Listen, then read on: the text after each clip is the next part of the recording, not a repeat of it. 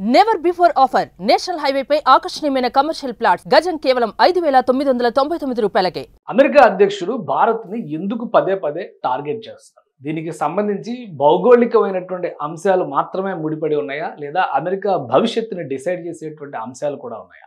దీనికి అమెరికా పత్రికలు, అంతర్జాతీయ మీడియా చెబుతున్నటువంటి కథనాలు ఏంటి? ప్రధానంగా భారతీయుల ప్రాబల్యం విస్తృతంగా అమెరికాలో పెరగడం అనేది అమెరికన్లకి ఇబ్బందికరంగా మారబోతుంది అనేటువంటి ప్రచారం కూడా జోరుగా సాగుతుంది. మరీ ముఖ్యంగా అమెరికాలో ఉన్నటువంటి $1 బిలియన్ కంపెనీస్ని లీడ్ చేస్తున్నటువంటి భారతీయులు అత్యంత శక్తిమంతులుగా మారుతున్నారనేటువంటి ఆలోచనతోనే డొనాల్డ్ ట్రంప్ పదే పదే భారతీయులను టార్గెట్ చేస్తున్నారనేటువంటి విమర్శలు కూడా వస్తున్నాయి. అసలు ఈ అత్యంత శక్తిమంతుల జాబితాలో ఎవరున్నారు? అంత పవర్ఫుల్ పర్సన్స్ ఇండియా నుంచి ఎవరు వెళ్ళారు? ఒకసారి విశ్లేషించేటువంటి ప్రయత్నం చేద్దాం. అనేక అంతర్జాతీయ కథనాలు ఇచ్చినటువంటి డేటా ప్రకారం చూస్తే కనుక అమెరికాలో మోస్ట్ పవర్ఫుల్ పర్సనాలిటీస్గా మారుతున్న వాళ్ళ జాబితాలో ముందుగా సుందర్ పిచాయ్ కనిపిస్తున్నారు.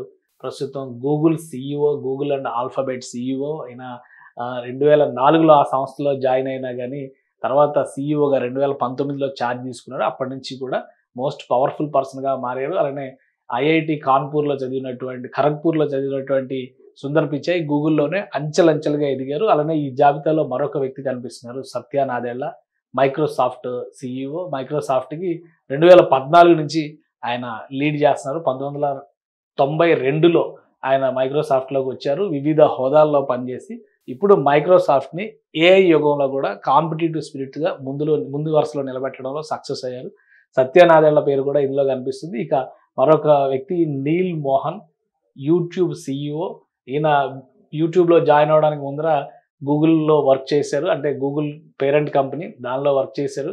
సో అక్కడి నుంచి యూట్యూబ్కి షిఫ్ట్ అయ్యారు. ఇప్పుడు మోస్ట్ పవర్ఫుల్ పర్సనాలిటీస్లో ఈయన కూడా కనిపిస్తున్నారు. మిషిగాన్లో ఫ్లోరిడాలో పెరిగిన ఎడ్యుకేషన్ కంప్లీట్ చేశాడు.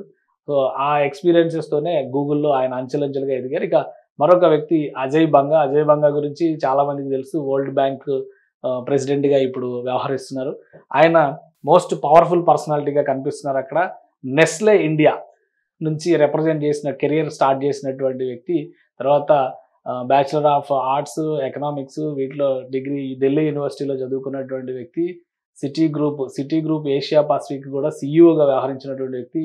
అలానే ఈ జాబితాలో మరొక వ్యక్తి నికేష్ అరోరా కనిపిస్తున్నారు, సిఇఓ పాలో ఆల్టో నెట్వర్క్స్. ఈ కంపెనీ గురించి చాలా మందికి తెలుసు. ఇది ఈ మధ్య కాలంలో కాంపిటేటివ్ స్పిరిట్తో పెరుగుతున్నటువంటి కంపెనీ. ముఖ్యంగా మొబైల్ లాంటి వాటిలో ఇన్వెస్ట్మెంట్స్ పెద్ద ఎత్తున పెడుతుంది. Arora began his career in finance, networking, investment opportunities చూసుకునేటువంటి వ్యక్తిగా ఉన్నటువంటి వ్యక్తి. అలానే chief marketing officer, senior vice president, ఇట్లాంటి హోదాలన్నీ కూడా ఆయన పోషించారు. తర్వాత చూస్తే కనుక వివేక్ శంకరన్ కనిపిస్తున్నారు. వివేక్ శంకరన్ ఆల్బర్ట్సన్స్ కంపెనీకి సిఇఓగా వ్యవహరిస్తున్నారు. 2019 నుంచి ఈ కంపెనీని ఆయన టేక్ ఓవర్ చేసి ఈ కంపెనీలో ఉన్నారు. సో వీళ్ళంతా కూడా మోస్ట్ పవర్ఫుల్ ఇండియన్స్ కింద కనిపిస్తున్నారు. జార్జ్ కురియన్ సిఇఓ నెట్యాప్, అన్నీ కూడా ఐటీ బేస్డ్ కంపెనీలే ఎక్కువ ఉన్నాయి. ఫైనాన్స్ రంగానికి ఐటీకి సంబంధించినటువంటి కంపెనీలు ఎక్కువ కనిపిస్తున్నాయి.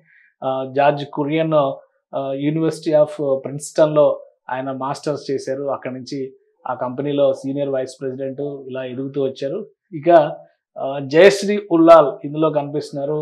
ఆర్టిస్టా నెట్వర్క్స్ దీనిలో సిఇఓగా వ్యవహరిస్తున్నారు.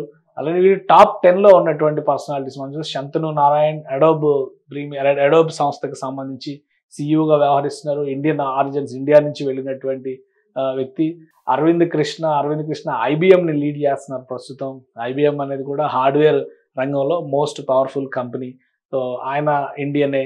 అలానే వసంత్ నరసింహన్ టాప్ 11లో ఉన్న నోవార్టిస్ని లీడ్ చేస్తున్నటువంటి వ్యక్తి. ఇక్కడ నుంచి చూస్తే కనుక ఇవి డిఫరెంట్ బిజినెసెస్లో మన వాళ్ళ ఇన్ఫ్లుయెన్స్ ఏంటి అని చెప్పడానికి కనిపిస్తుంది. ఇక Laxman Narasimhan CEO of Starbucks, ఇది కూడా ఇండియన్ రన్ చేస్తున్నటువంటి కంపెనీగా మారిపోయింది ఇప్పుడు. Sanjay Mehrotra CEO of Micron technology.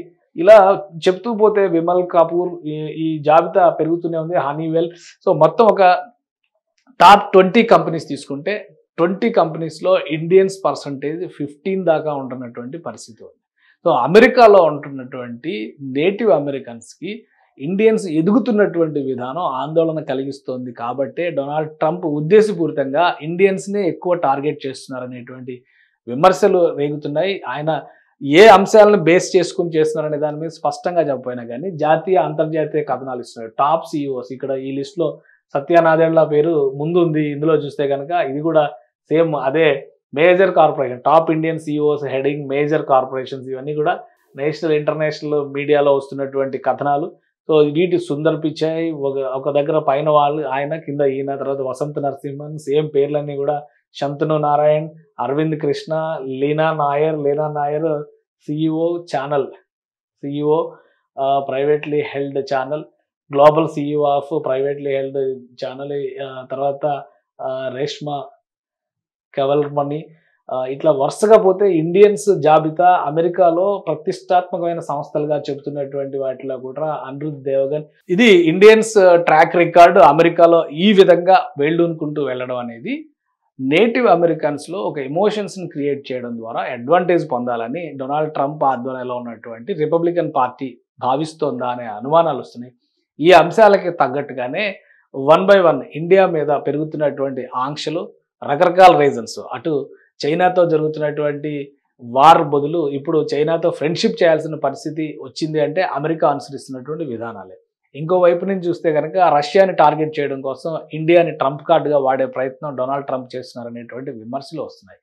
Indians అమెరికాలో బలపడడం పైన సానుకూలత అని భారతీయులు భావిస్తూ ఉంటే, కానీ ఎవరు ఊహించిన విధంగా రెండో టర్మ్ అధికారంలోకి వచ్చిన తర్వాత డొనాల్డ్ ట్రంప్ ఇండియన్ ఆధిపత్యాన్ని, భారతీయుల ఆధిపత్యాన్ని దెబ్బకొట్టడమే లక్ష్యంగా పనిచేస్తున్నారనేటువంటి విమర్శలు కూడా వస్తున్నాయి. సో ఈ టారిఫ్ వార్ ఎంతవరకు వెళ్తుంది? ఆల్రెడీ 25% భారతీయ ఎగుమతుల పైన ట్యాక్స్ వేసినటువంటి ట్రంప్ ప్రభుత్వం మరో 25% కూడా ఆల్రెడీ ఆగస్టు 28 నుంచి ఇంప్లిమెంట్ చేయడానికి రెడీ అవుతుంది. ఇది ఇక్కడితో ఆగుతుందా లేదా మరింత ముదురుతుందా అనేది వేచి చూడాలి. సుమన్ టీవీలో మీ పర్సనల్ అండ్ బిజినెస్ ప్రమోషన్స్ కోసం కింది నెంబర్కి కాంటాక్ట్ చేయండి.